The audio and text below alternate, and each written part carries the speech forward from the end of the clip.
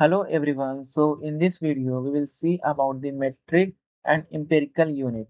When we are selecting basically this template file, then we have two options basically. Either we can select metric template or empirical template. So for that, first I will click on this on new, right? And because I'm just starting a new project, so for that I will first select the template. So for that I just click here on the new, then this kind of window will pop up. Now from here I will just click on the browse, and from here you can see US metric.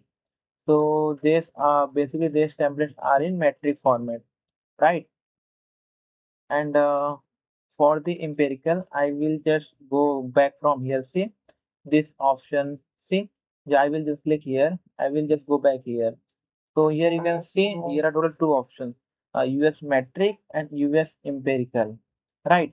So just if you just wanted to select the template in metric, then you can just prefer this one. If you wanted to go with empirical, you just need to select basically this template.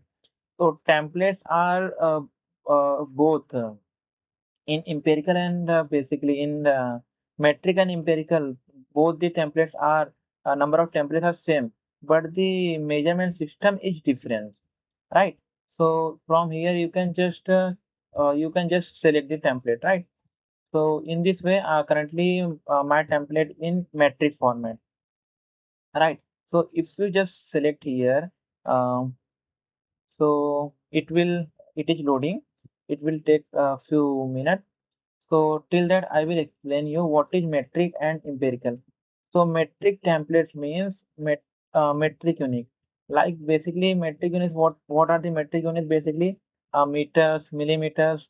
So our metric template, in our metric template, we will follow the by default the all the unit will be in millimeters. It will measure all the unit in millimeters. And here in empirical templates mean your unit will be in feet and inches, right? These templates are we can say empirical templates. Basically when you measure your any wall, window, whatever distance, it will be in feet or inches. Basically in empirical, or in metric it will be in millimeter or meter basically.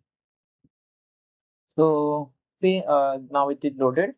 So from here, I just select this wall, and see I'm just making the measurement. So you can see on the bottom it is showing 21,000, which is actually in mm, right?